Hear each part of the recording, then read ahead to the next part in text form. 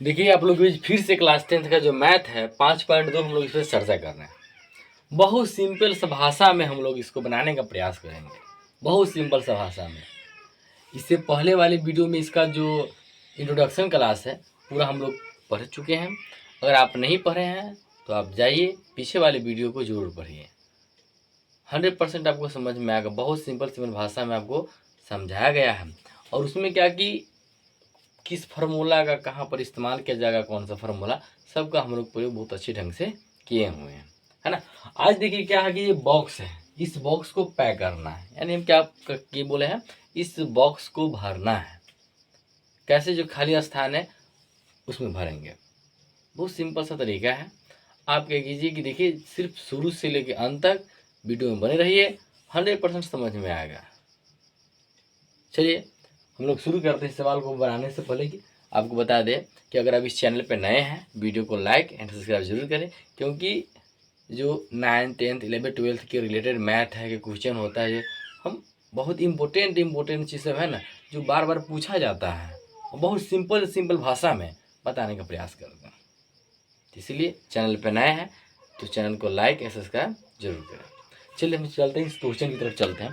इस क्वेश्चन में क्या है देख लीजिए। इस क्वेश्चन को पहले बनाने से पहले इसमें कौन सा फार्मूला इस्तेमाल किया जाएगा, हम पूरा फार्मूला का विश्लेषण करके बतलाए हुए हैं कि फार्मूला में किसको क्या बोला जाता है, किसको कौन चीज़ के द्वारा संकेत की द्वारा किया जाता है, सब बता चुके हैं।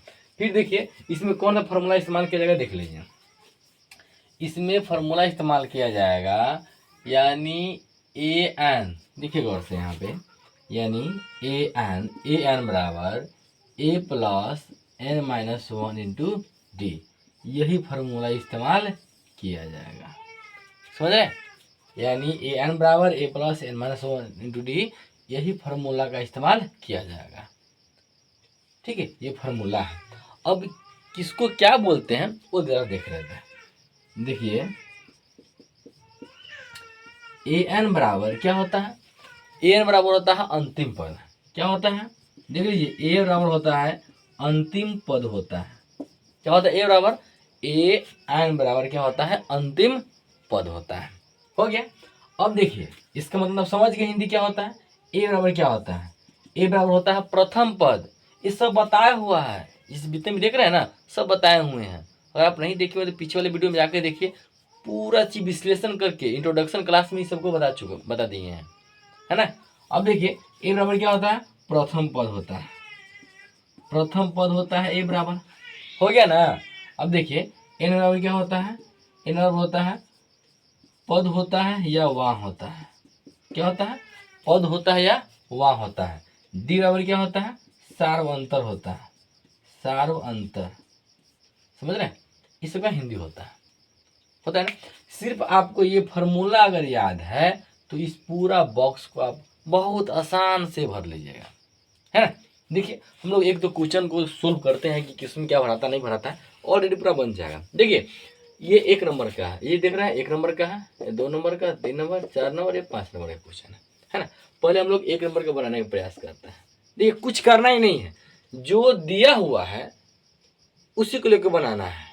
देखिए आपको ए बराबर, देखिए ये है ना, ये है, यानी ए बराबर क्या दिया हुआ है, 7 दिया हुआ है। देखिए कुछ करना नहीं है, सिर्फ ये फार्मूला आपको याद करना है, एन बराबर A plus N minus 1 into D, सिर्फ ये फार्मूला याद करना है। अगर ये फार्मूला आपको याद हो गया तो पूरा आसान से बना लीजिएगा, एकदम सिंपल से भाषा में। ए बराबर 7 दिया हुआ है, ए बराबर 7 दे दीजिए, दे दिए। डी बराबर देखिए कितना दिया हुआ है, डी बराबर 3 है तो 3 दे दिए, है ना। डी बराबर 3 है। अब एन बराबर क्या दिया हुआ है, 8 दिया हुआ है, और ए एन का मान दिया हुआ है, नहीं दिया हुआ है, यही मान हमको निकालना है। तो क्या करेंगे, यही फार्मूला पर एक एक फार्मूला बैठाना ही है। अब देखिए ए एन बराबर A plus N minus 1 into D, है ना। अब जरा देखो कुछ करना नहीं है, जो मान दिया उस मान जगह पे है ना आप रख दो, अपने आप मान निकल जाएगा।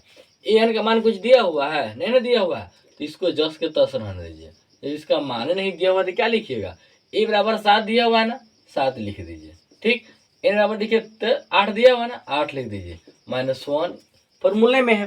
डी का मान देखिए, डी का मान कितना है, 3, तो 3 लिख दीजिए।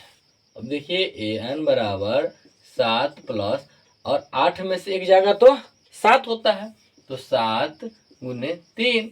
अब देखिए an बराबर 7 प्लस 7 3 21, तो an बराबर क्या हो जाएगा 21 और 7 क्या हो जाएगा 28, यानी an का मान निकल गया 28, तो यहाँ पे 28 रख दीजिए। देखिए कितना इजी में बन गया ना। कुछ किए, कुछ नहीं करना है, सिर्फ आपको ये फार्मूला याद कर लेना है। ये फार्मूला आपको याद हो गया और जो चीज दिया हुआ उसको लिख लीजिए और जो नहीं दिया हुआ है उसको इस फार्मूला पर है ना निकाल लीजिए। समझ गए फर्स्ट नंबर का। चलिए अब हम लोग चलते हैं क्या सेकेंड नंबर की तरफ चलते हैं। देखिए सेकेंड नंबर देखिए क्या दिया हुआ है, a बराबर -18 दिया हुआ है, a बराबर -18 दिया हुआ है ना। देखिए अब d का मान कुछ नहीं दिया हुआ है कुछ नहीं, क्योंकि d का मान ही निकालना है ना। अब n बराबर देखिए तो n बराबर 10 दिया हुआ है, ये 8 ना रे, ये 8 है ना, 1 का है, ये 2 का, देखो n बराबर 8 दिया हुआ और an बराबर क्या दिया हुआ है, an बराबर 0 दिया हुआ है। क्या निकालना है हमको, यही d का मान निकालना है, कुछ करना ही नहीं है। क्या बोले, सिर्फ एक फार्मूला अगर आपको याद हो गया तो पूरा बॉक्स को पैक कर दीजिएगा। आप जरा देख लीजिए, तो फार्मूला लिख दीजिए an बराबर a plus n-1 into D, हो गया। अब देखिए कुछ कुछ नहीं किए हैं, जो मान दिया हुआ है वो मान हम लोग लिख दिए हैं और फार्मूला सिर्फ an बराबर a plus n-1 D formula लिख दिए हैं। अब जो दिया उस जगह पर लिख दीजिए, न दिया हुआ है उसको जस्ट के तस छोड़ दीजिए। देखिए an का मान देखिए तो 0 है ना, 0 लिख दीजिए बराबर, कोई दिक्कत। अब a का मान देखिए, a का मान -18 है तो -18 लिख दीजिए, लिख दिया ना। अब देखिए प्लस n का मान 10 दिया हुआ है, 10 लिख दीजिए, -1 और d का मान कुछ दिया हुआ नहीं है तो d लिख दीजिए, कोई दिक्कत। चलिए 0 बराबर -18, अब 10 में से एक जगह कितना हो जाएगा 9, कितना हो जाएगा 9 गुने डी हो जाएगा।